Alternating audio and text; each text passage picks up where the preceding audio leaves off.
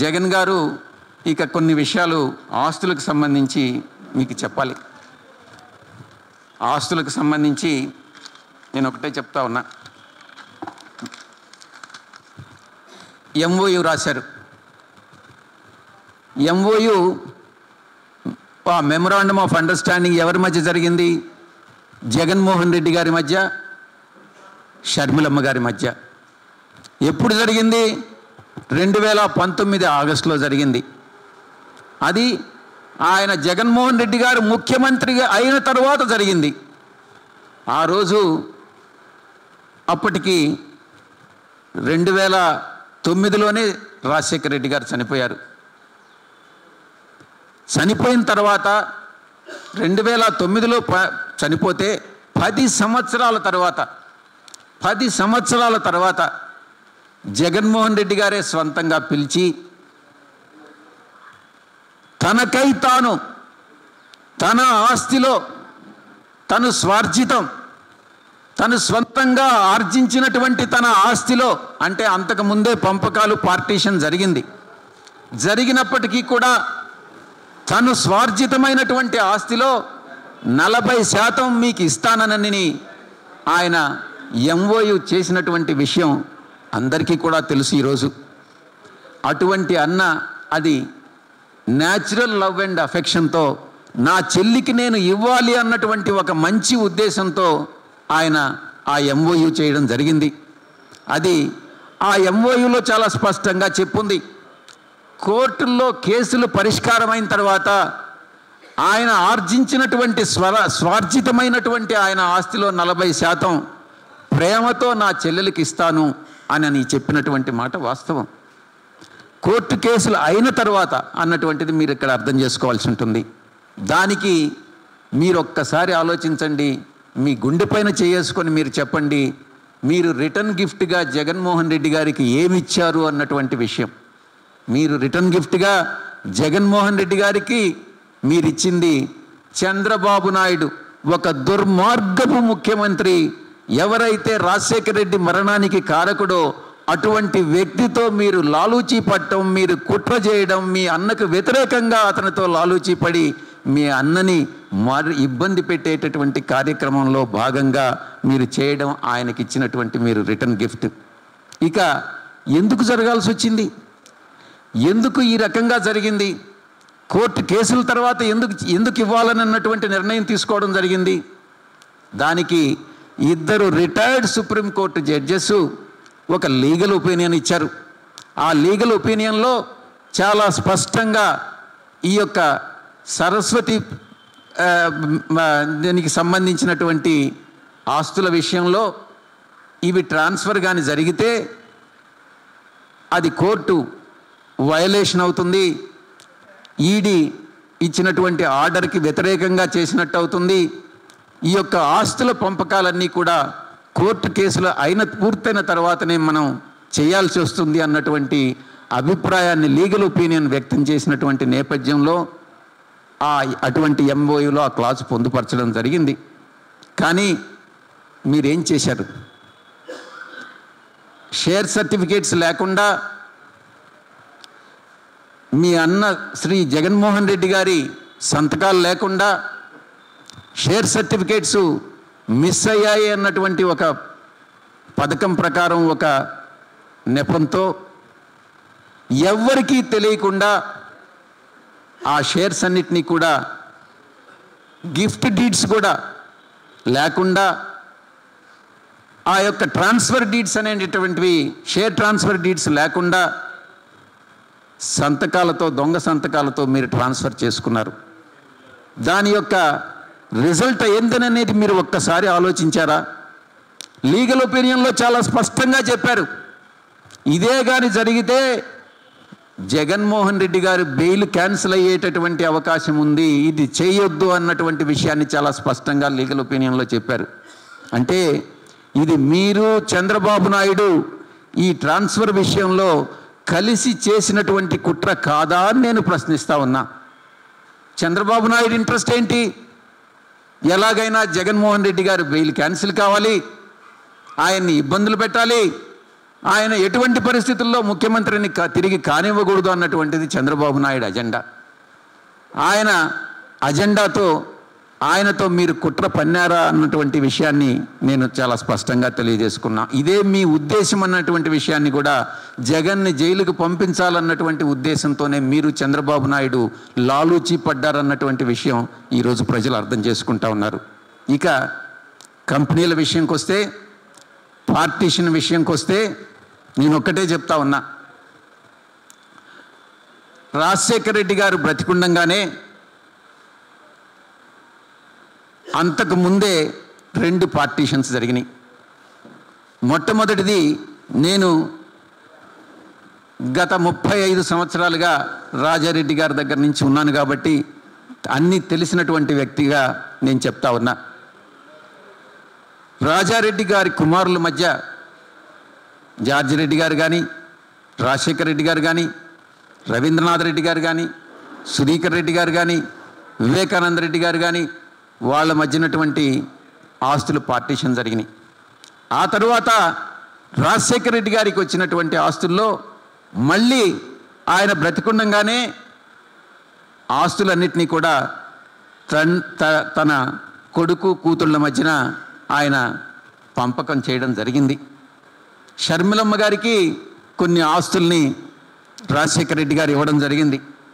దాంట్లో విజయలక్ష్మి మినరల్స్ కానీ, Koduru mills property కానీ, కోడూరు ఆఫీస్ ప్రాపర్టీ కానీ, వెరైటీస్ మినరల్ స్టాక్స్ కానీ, ఆ తర్వాత సరస్వతి పవర్ 22.5 మెగావాట్స్ కానీ, ఎస్ఆర్ఎస్ హైడ్రో 10 మెగావాట్ల ప్రాజెక్టు కానీ, ఇడుపలపాయి ల్యాండ్స్ 51 ఎకరాలు కానీ, సెట్టిగుంట ల్యాండ్స్ 79 ఎకరాలు కానీ, పులివెందల్ ల్యాండ్స్ 7.6 ఎకరాలు కానీ, రోడ్ నెంబర్ 2 బంజారా హిల్స్లో 200 వెనక పక్కున్నటువంటి 280 గజాల ఇల్లు కానీ, రాజ్ యువరాజ్ థియేటర్స్ విజయవాడలో ఉన్నటువంటివి షర్మిలమ్మకి అప్పగించడం జరిగింది. పార్టీషన్ అన్నటువంటిది ఆయన బతికుండంగానే ఇవన్నీ కూడా చేయడం జరిగింది. ఆ తరువాత ఏవైతే జగన్మోహన్ రెడ్డి గారికి ఆస్తులు వచ్చాయో ఆ ఆస్తుల్ని ఆయన మేనేజ్ చేస్తూ, ఆయన ఆ యొక్క వ్యాపారాలని వృద్ధి చేసుకుంటూ, ఆయన చేసినటువంటి ఆయన నేర్పరితనంతో తను ఎలా వ్యాపార నైపుణ్యతతో చేసుకున్నటువంటి పనుల వల్ల అటు ఆయన వ్యాపార రంగంలో రాణించడం జరిగింది. నేను ఒక్కటే అడుగుతా ఉన్నా. ఇక మీరు ప్రశ్నించారు భారతీ సిమెంట్స్ విషయంలో, సాక్షి జగతి విషయంలో మీరు ప్రశ్నించడం జరిగింది. నేను ఒకటే చెప్తా ఉన్నా. భారతీ సిమెంట్స్ విషయంలో మొట్టమొదట ఈ ప్రాజెక్టు స్టార్ట్ చేసినప్పుడు మొట్టమొదటి నుంచి నేను ఉన్నా. 1400 కోట్ల రూపాయలు అప్పు చేశాం. ఆ తర్వాత ఫారిన్ ఇన్వెస్టార్ని ఇన్వైట్ చేయడం జరిగింది, అప్పులన్నీ తీర్చడం జరిగింది బ్యాంకులకి. దానిలో కన్సార్షియం బ్యాంక్స్ అప్పిచ్చాయి. మొదట్లో కొన్ని లాసులు వచ్చినటువంటి మాట వాస్తవమే. ఆ తర్వాత సాక్షి విషయానికి వస్తే ఏటా 20 కోట్ల రూపాయల నష్టాన్ని సాక్షి చవిచూడడం జరిగింది మొట్టమొదట్లో. నేను ఒకటే అడుగుతా ఉన్నా, ఈ నష్టాలకు కానీ ఈ అప్పులకు కానీ ఏ రోజైనా మీరు దీనిలో షేర్ చేసుకున్నారా? లేక మీ యొక్క అప్పుల కోసం మీరు ఏదన్నా గ్యారంటీ ఇచ్చారా? ఈ కంపెనీలన్నీ కూడా జగన్మోహన్ రెడ్డి గారికి వచ్చినటువంటివి.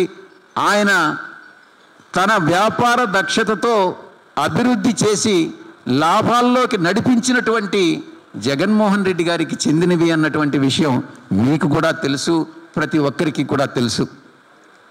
అసలు కంపెనీ అంటే ఏంటి? కంపెనీ మేనేజ్మెంట్ ఉంటుంది, ఒక బోర్డ్ ఆఫ్ డైరెక్టర్స్ ఉంటారు.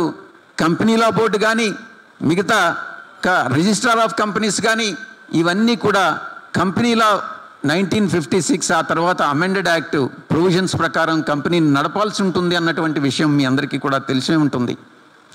నేను ఒకటే అడుగుతా ఉన్నా, ఏమ్మా షర్మిలమ్మ, మీకేదైనా ఒక కంపెనీ ఇష్టమైతే, లేక మీరు అనుకుంటే, లేక మీరు నచ్చితే, నాకు ఈ కంపెనీ కావాలి, నాకు చార్మినార్ కావాలని, లేకుంటే నాకు తాజ్మహల్ చాలా నచ్చిందేనని, లేకుంటే విప్రో కంపెనీ నాకు నచ్చిందని, లేకుంటే టీసీఎస్ కంపెనీ నాకు నచ్చిందనని, లేకుంటే రిలయన్స్ కంపెనీ నాకు నచ్చిందని, ఆదాని గ్రూప్ చాలా బాగుందనని మా నాన్నగారు చెప్పారు, నాకు వాటా ఇవ్వమంటే ఎవరైనా ఇస్తారా అని నేను ప్రశ్నిస్తూ ఉన్నా. ఇది అలా జరగదు. అలా కోరుకోవడం కూడా తప్పే. ఈ విషయాన్ని మీరు గమనించుకోవాలి. ఇక ఈ విషయాలన్నిటికీ కూడా నేను ఒక్కటే మీకు అందరికీ కూడా విజ్ఞప్తి చేస్తూ ఉన్నా. తమరికి నేను చేసే విజ్ఞప్తి ఏంటంటే, దీనికి ఫుల్ స్టాప్ పెట్టండి. చంద్రబాబు నాయుడుతో మీరు కలిపినటువంటి చేతుల్ని విడదీయండి. అతను దుర్మార్గుడు. అసలు మానవ జన్మ ఎత్తేదానికే చంద్రబాబు నాయుడు అనర్హుడు అని నేను చెప్తా ఉన్నా. ఎటువంటి ఇబ్బందులైనా పెట్టవచ్చు.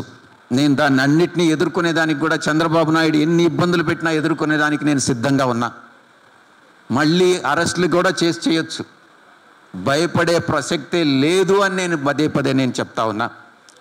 ఇక ఇవన్నీ కూడా, ఈ ఆస్తుల తగాదాలన్నీ కూడా ఇప్పుడు ఎన్సీఎల్టీ కోర్టులో ఉన్నాయి కదా. మీరే చెప్పారు కదా తల్లిని కోర్టుకి ఇచ్చారనని. ఇప్పుడు కోర్టు ఏ జడ్జిమెంట్ ఇస్తే ఆ జడ్జిమెంట్ని మనం పాటిస్తాం. తప్పకుండా ఆ జడ్జిమెంట్ని మనం అనుసరిస్తాం. మీరు కూడా ఆ జడ్జిమెంట్ని అనుసరించండి అని మీకు నేను విజ్ఞప్తి చేసుకుంటా ఉన్నా. ఇక ఆఖరిగా సుప్రీంకోర్టు ఇచ్చిన జడ్జిమెంట్, రిటైర్డ్ జడ్జెస్ ఇచ్చినటువంటి లీగల్ ఒపీనియన్ గురించి మీకు చెప్పాను. చంద్రబాబుతో కలిసి మీరు ఎలా కుట్ర చేస్తున్నారన్నటువంటి విషయం మీ అందరికీ కూడా, ఇది ఒక్క బెయిల్ క్యాన్సిలేషన్ కోసమే ఇది చంద్రబాబు నాయుడు చేస్తున్నారు అన్నటువంటి విషయం మీకు తెలియజెప్పాను. ఇక ఆస్తుల పంపకంలో స్వర్గీయ రాజశేఖర రెడ్డి గారు చెప్పినట్లుగా మీరు లెటర్లో రాశారు.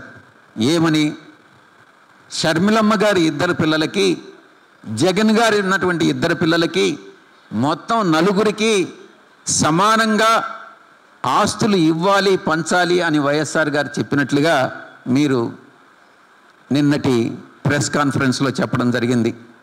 మీరు ఒక్కసారి 2009 జగన్ గారి అఫిడవిట్ కానీ, 2014 జగన్ గారి అఫిడవిట్ కానీ, 2019 జగన్ గారి అఫిడవిట్ కానీ, 2024 జగన్ అఫిడవిట్ కానీ ఒక్కసారి పోల్చి చూసుకున్నట్లయితే ఆస్తుల పంపకాలు ఏ రకంగా జరిగాయి, ఎలక్షన్ కమిషన్కి ఇచ్చినటువంటి అఫిడవిట్ని మనం తప్పుగా ఇవ్వలేం కదా.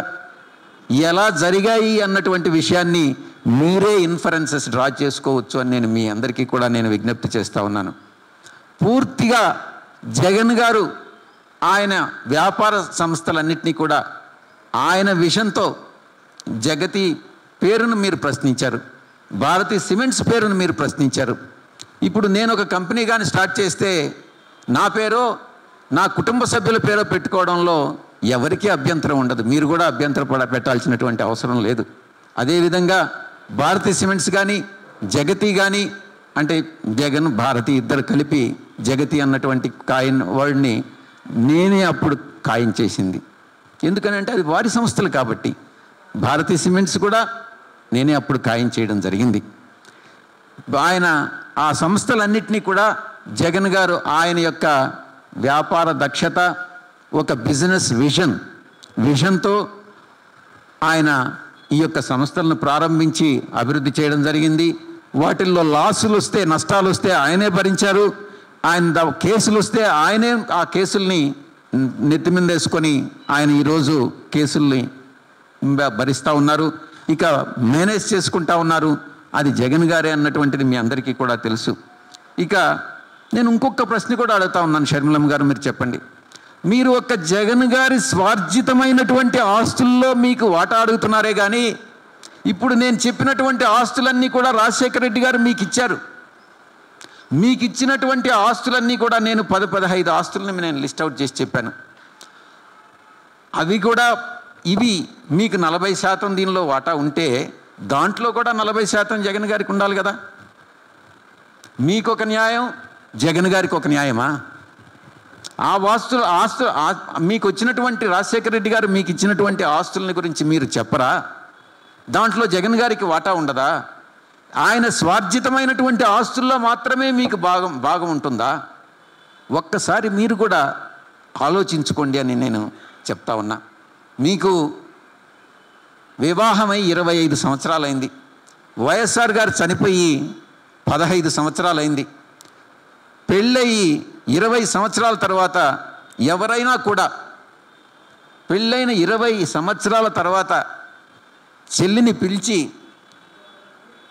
ఒక 200 కోట్ల రూపాయలు